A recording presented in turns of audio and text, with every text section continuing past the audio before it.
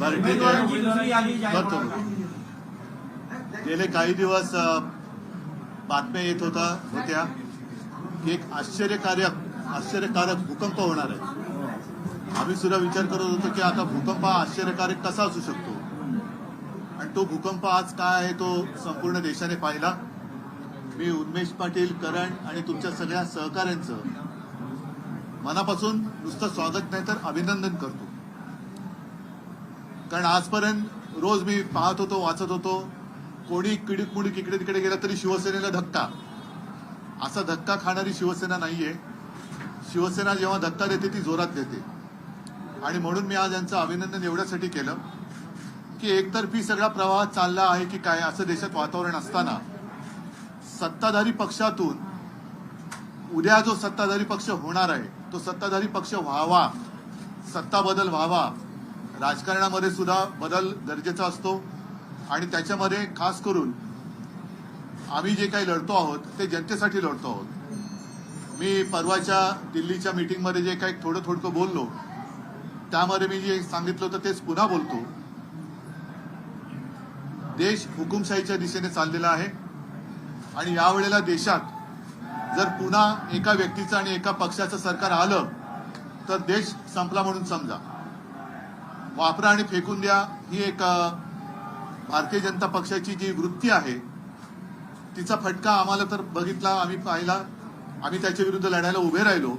पण आता त्यांच्या पक्षातील कट्टर निष्ठावान ज्यांनी अक्षरशः रक्त आटवून घरदार कुटुंबाकडे दुर्लक्ष करून जिजून पक्ष बांधणीसाठी, पक्ष रुजवण्यासाठी मेहनत केली, त्यांना सुद्धा आता फेकून देण्याचं जे एक धोरण भाजपाने अवलंबलं आहे त्या विरुद्ध एका निष्ठावंत कार्यकर्त्यांनी त्यांच्या असंख्य सोबत्यांसह मी तर म्हणेन ह्याला खरं बंड म्हणतात. कारण आमच्याकडे जे झालं ती गद्दारी होती.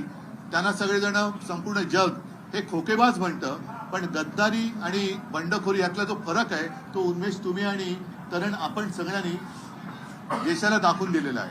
आणि आता साहजिकच आहे जळगाव मतदारसंघ हा शिवसेनेकडे आहे. आजपर्यंत आम्ही तो मित्र पक्षाला म्हणजे भारतीय जनता पक्षाला देत आलो होतो. त्याच्यामुळे गेल्या वेळेला आमच्या दोघांचे उमेदवार उन्मेषजीच होते. निवडून आल्यानंतर त्यांनी अतिशय चांगलं काम केलं आणि आम्हाला एक असं वाटत होतं की जळगाव आपण घेतोय पण उन्मेष तिकडे असतील तर बाबा कार्यकर्त्याच्या समोर लढायचं कसं. आता त्या कार्यकर्त्यावरतीच अन्याय झालेला आहे. केवळ त्यांना काहीतरी हवंय म्हणून ते आलेले नाही, तर मला काहीतरी करण्याची जी इच्छा आहे ती मी इकडे करू शकत नाही आणि संपूर्ण वेगळ्या दिशेने आपला पहिला पक्ष चाललेला आहे त्यांना जाणवल्यानंतर आज ते शिवसेनेत आलेले आहेत. म्हणून मी त्यांचं स्वागत करतो. आणि बाकी एकूण काही प्रश्न असतील तुम्ही विचारा. 5 उमेदवारांची घोषणा झाली नाहीये, त्यापैकी काही तुम्ही आज घोषणा करणार आहात? तुम्हाला कधी करू असं वाटतं? या लिहून घ्या. पहिला कोणता घेऊ, दुसरा कोणता घेऊ? ठाणे झालं ना रे.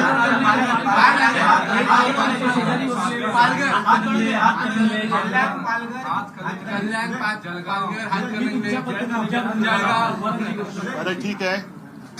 आतापर्यंत तुम्हाला कल्पना आहे की शिवसेनेचे जे एक वैशिष्ट्य आहे, अनेक साधे कार्यकर्ते, साधी सामान्य माणसं शिवसेनेने मोठी केली. दुर्दैवाने मोठी केलेली, मोठी झालेली माणसं ही गद्दार निघाली. काही सगळेजण नाही आणि ते पलीकडे गेले. पण त्यांना मोठी करणारी माणसं, ती जी ताकद आहे ती शिवसेनेमध्ये राहिली. आणि म्हणून आम्ही असं ठरवलंय पुन्हा एकदा कल्याणमधून एक माझी म्हणजे शिवसेनेची कट्टर कार्यकर्ती वैशाली दरेकर या उद्याच्या कल्याणच्या खासदार असतील. सर्वसामान्य कुटुंबातल्या दरेकर ताई आहेत आणि त्या सुद्धा या आता जे मोठी केलेली लोक आहेत त्यांना टक्कर देऊन तिथला तमाम जो शिवसैनिक आणि शिवसेनाप्रेमी मतदार आहे तो त्या मस्तवाल गद्दारांना गाडल्याशिवाय राहणार नाही. म्हणून कल्याण डोंबिवलीमधून मी वैशाली दरेकर राणे, त्याच्यानंतर हातकणंगलेमध्ये आमचं सत्यजित पाटील यांचं नाव मी जाहीर करत आहे. त्याच्यानंतर पालघरमध्ये आदिवासी आमच्या महिला आहेत भारती कांबडी, त्यांचं नाव मी जाहीर करत आहे. आता फक्त राहिला जळगाव.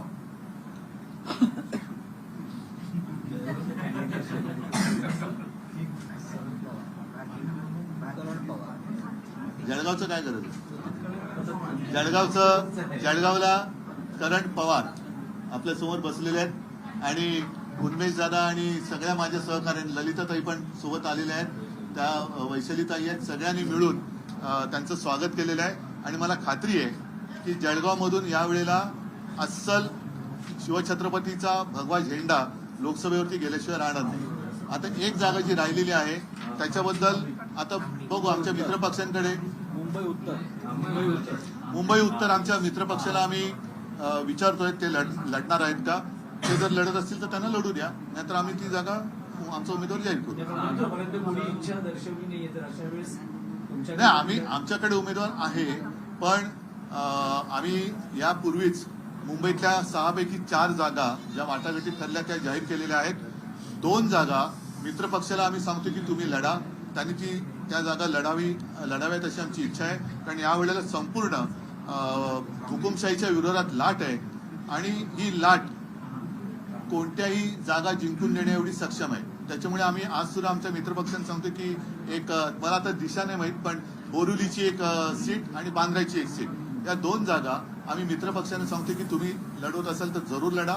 आमचे सगळे कार्यकर्ते इकडे शिवसेनेचा उमेदवार असल्याप्रमाणेच पूर्ण मेहनतीने ही सीट जिंकून नेण्यासाठी प्रयत्न करतात. उद्धवजी, राजू शेट्टी बरोबर तुमच्या 2 बैठका झाल्या, काय असं झालं की ही बोलणी पिसपेटली आणि तुम्ही बोलणी पिसकटण्याचा प्रश्न नाहीये, पण शेवटी जर का हुकुमशाही गाण्याची असेल तर तिकडे विरोधी पक्ष म्हणून जे आज आम्हाला म्हटलं जातं, ह्या पक्षांची ताकद ही वाढली पाहिजे. आणि म्हणून आम्ही असं ठरवलं की यापूर्वीच्या 19 सालच्या निवडणुकीत कोल्हापूर जिल्ह्यातल्या 2 जागा कोल्हापूरकरांनी शिवसेनेला विजयी केलं होतं. त्यातली कोल्हापूरची जी जागा आहे ती आम्ही शाहू महाराजांचा मान ठेवून ते जे काही निर्णय घेतील त्याप्रमाणे आम्ही ती त्यांना काँग्रेसला दिली.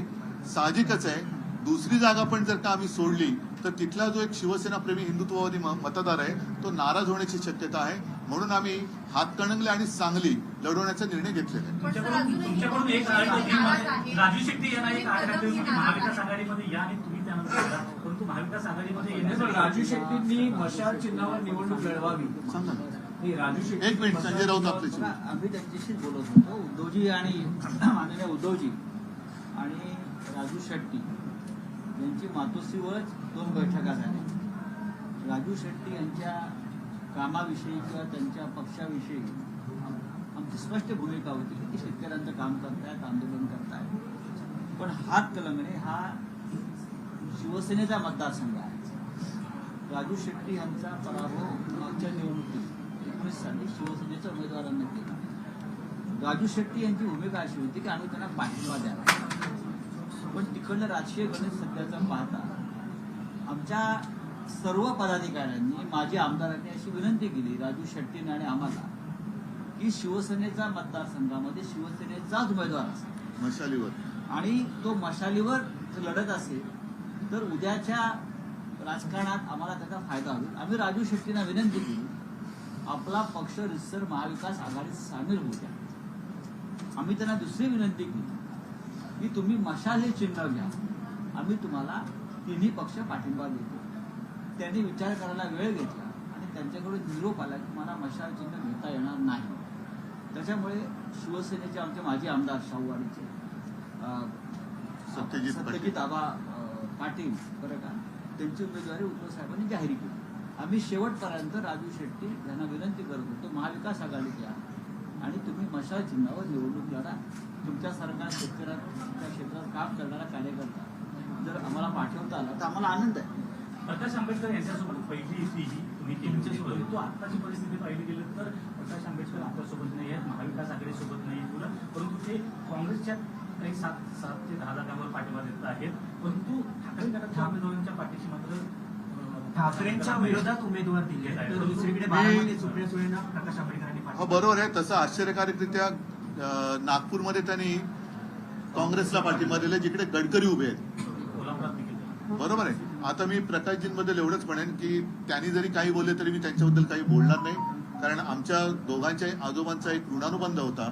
त्या ऋणानुबंधाला जागून मी प्रकाशजींना पण सांगेन की आपण हुकुमशाही विरुद्ध एकत्र आलो होतो. ठीक आहे, आज जरी तुमचं आमचं जमलं नसेल तरी सुद्धा ते भविष्यात जमणारच नाही अशी भूमिका घेऊ नका. काही वेळेला काही गोष्टी अशा किंवा काही वेळ अशी असते की नाही जुळत, पण म्हणूनच तुम्ही पाहिलं असाल की अगदी संजय राऊतांवरती त्यांनी काही आरोप केले ज्याच्यामध्ये तथ्य नाही, तरी देखील आमच्याकडनं कोणी त्यांच्यावरती काही बोललेलं नाही आणि कोणी बोलणार नाही. ते म्हणतात की आघाडी म्हणतात की आघाडी तुटली, तर तुम्ही सुद्धा आता मानतात की वंचित बहुजन आघाडी सोबत आता त्यांनी तर त्यांची भूमिका जाहीर केलेली आहे आणि म्हणून मी प्रकाशजींबद्दल त्यांनी किती जरी काही बोलले तरी मी काही बोलणार नाही. कारण शेवटी त्यांचे आजोबा माझे आजोबा त्या काळात एका समाज सुधारणेसाठी एकत्र झटले होते. आता माझी अशी प्रामाणिक इच्छा होती की आम्ही दोघं जण हुकुमशाहीच्या विरोधात आणि खास करून डॉक्टर बाबासाहेब आंबेडकरांनी म्हणजे प्रकाशजींच्या आजोबांनी लिहिलेली घटना आहे, संविधान आहे, ती धोक्यात आली असताना आपण जरा थोडंसं एकत्र येऊन आपल्या सर्वसामान्य जनतेची ताकद या हुकुमशाहांना दाखवायला पाहिजे होती असं माझं मत होतं. ठीक आहे, त्यांचं आमचं यावेळेला जरी जमलं नसलं तरी मी पुन्हा एकदा सांगतो, ते जरी काही बोलले तरी मी तरी काही त्यांच्यावरती बोलणार नाही आणि माझ्या लोकांना सुद्धा सांगितले की तुम्ही काही बोलू नका. प्रकाशजींना सांगेन की तुम्ही प्रत्येक शेवटी त्या घटनेमध्येच आहे की लोकशाही आहे, प्रत्येक जण आपापली मत स्वातंत्र्य हे मांडू शकतो, मतं मांडू शकतो आणि ते स्वातंत्र्य टिकवण्यासाठीच आम्ही एकत्र येऊ इच्छित होतो.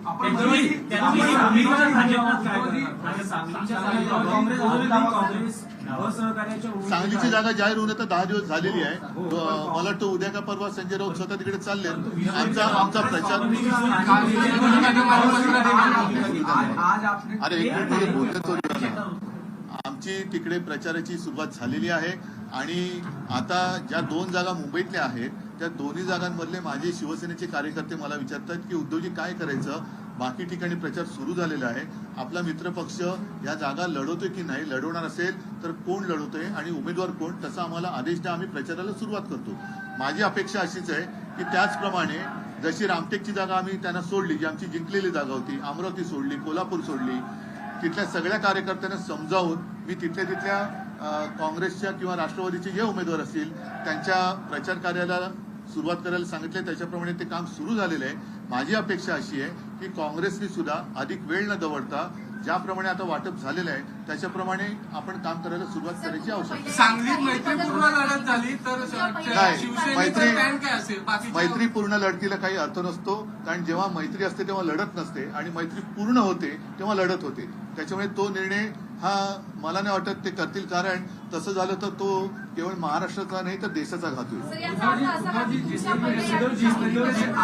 जिस तरीके से आज आपने कई उम्मीदवारों की यादी जाहिर की, उसमें मुंबई की 2 सीटें हैं, उन पर किस तरीके से शिवसेना का फैसला है और प्रकाश अम्बेडकर और आप जानते हैं कि मुंबई में कुल मिलाकर 6 जगह है, उनमें से 4 तो हमने डिक्लेयर की है, 4 तो हम लड़ रहे हैं.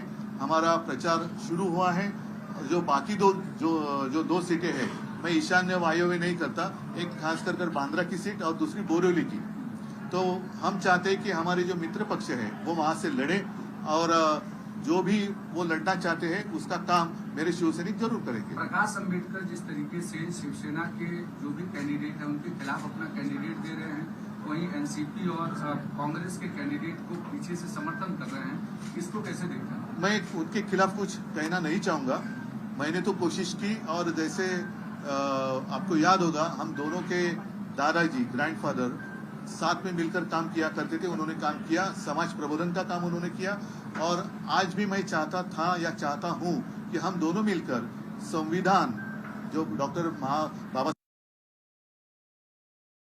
से हम साथ आए और उसको हम बचाएं, उसकी रक्षा करें. ठीक है, आज वो बात नहीं बनी, लेकिन फिर भी अगर प्रकाश जी कुछ भी कहना चाहते हैं तो मैं कहता हूं कि आज अगर बात हमारी ठीक से हुई नहीं तो इसका मतलब ये नहीं कि भविष्य में नहीं होगी. तो कृपा कर आप हमारी आलोचना ना करें. अगर आपने आलोचना की तो भी मैं आपकी आलोचना करने वाला नहीं हूं और मेरे सारे लोगों को मैंने कहा है कि प्रकाश जी के बारे में कुछ भी मत कहिए. जैसे आपको याद होगा कि पिछले 4-5 दिन पहले संजय राउत जी के ऊपर उन्होंने आरोप लगाए. उत्तर तो हम दे सकते थे लेकिन हमने नहीं दिया. हम लड़ना जिसके साथ चाहते हैं उसके साथ हम लड़ेंगे. लेकिन प्रकाश जी को आज भी मैं कहता हूं कि ठीक है, थोड़ा आज बात नहीं बनी, आगे जाकर बनेगी. लक्ष्य हमारा एक होना चाहिए.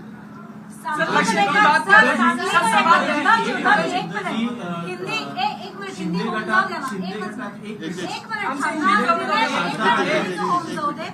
सांगली को लेकर अभी कांग्रेस में नाराजगी है, क्या आप इसके बारे में पुनर्विचार करेंगे और क्या फ्रेंडली फाइट की संभावना है? नहीं, सुनो, सांगली और जो बाकी आज जो बची थी 4 जगह, वो आज मैंने उसका ऐलान किया है, डिक्लेयर की है। कल परसों स्वयं संजय राउत जी भी वहां जा रहे हैं, तो हमारा वहां प्रचार शुरू हुआ है। अन्य जगहों पर जहां पर हमारे उम्मीदवार नहीं है लेकिन कांग्रेस के हैं, जैसे रामटेक है, पूर्व विदर्भ में तो हमारे पास एक भी जगह नहीं है, तो वहां के शिवसैनिक क्या करें? तो वो भी नाराज थे, अमरावती के नाराज थे।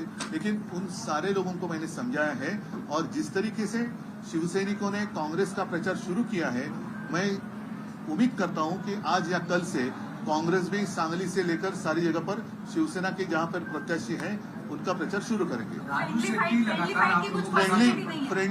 फ्रेंडली फाइट नहीं होती है, या तो फ्रेंडशिप करो नहीं तो फाइट करो।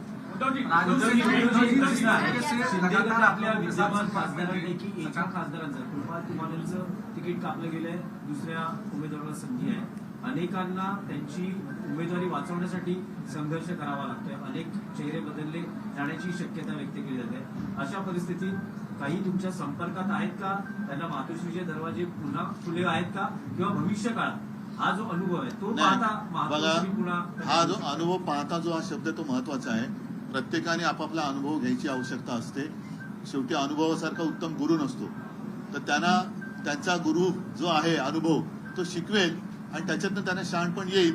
मात्र याच्या पुढे त्यांचं राजकीय करिअर हे काही विशेष राहिले असं मला वाटत नाही। जसं मी तुम्हाला सांगितलं की कल्याणमधनं आम्ही एक साधी गृहिणी जी कट्टर शिवसैनिक आहे, न घाबरणारी, लढणारी, ही उमेदवार म्हणून घोषित केलेली आहे। आणि शिवसेनेची जी एक खासियत किंवा वैशिष्ट्य आहे की साध्या माणसाला शिवसेना मोठी करते। तर ही सगळी मोठी झालेली माणसं, त्यांना असं वाटायला लागलं की शिवसेना म्हणजे आपणच। आता त्यांना त्यांची खरी किंमत कळली, खरी किंमत आता त्यांना कळली, आणि ती त्यांच्यापाशी लख लाभो। त्यांनी त्यांचं आयुष्य ज्याच्यात त्यांना आनंद वाटतो त्याच्यात त्यांनी जगावं, पण आता त्यांना मी शिवसेनेत घेणार नाही। कल्याण की सीट आपने अनाउंस कर दी, लेकिन जिस तरीके से बहुत सीएम ने वहां मेहनत की, लगातार वहां संपर्क, अभी तक कल्याण की सीट वो अनाउंस नहीं कर पा रहे हैं। वो क्या डर है, क्या उद्धव ठाकरे तो आपको क्या लगता है कि उनकी सीट भी मैं जाहिर करूं? शिंदे गटानं काही उमेदवार जाहीर केलेला आहे, ज्यामध्ये आणखी भाजपच्या दबावामुळे जे उमेदवार आहेत ते बदलण्याची दबाव जो आहे तो भाजपकडून आहे। कशा रीतीने बघतात की भाजपच्या दबावावर त्यांना आता कळेल खरे बाळासाहेबांचे विचार काय आहेत। आपके जो नेता है संजय सिंह, उनकी जमानत हो गई लगातार। हाँ, आपके मतलब उनके हमारे सामने राउत है। आम आदमी पार्टी की बात करो, संजय सिंह की जमानत हो चुकी है, वो बाहर आ गए, लेकिन जिस तरह केस केजरीवाल पे बना है अभी भी अंदर है। इस बारे में क्या कहेंगे? क्या इस तरह का फैब्रिकेटेड सारा मामला है? आप किस तरह से? सर, ईडी ने विरोध नहीं किया जब बेल एप्लीकेशन फाइल हो रही थी, तो ईडी ने इसका विरोध अभी- किया। अभी ईडी ने थोड़ा- लगता है कोई सबूत नहीं था इसके मद्देनजर। नहीं, अभी जिस तरीके से सुप्रीम कोर्ट इनको फटकार लगा रही है, तो शायद मुंह बचाने की कोशिश ईडी, इनकम टैक्स, सीबीआई और मोदी सरकार कर रही होगी। ठीक है, चल।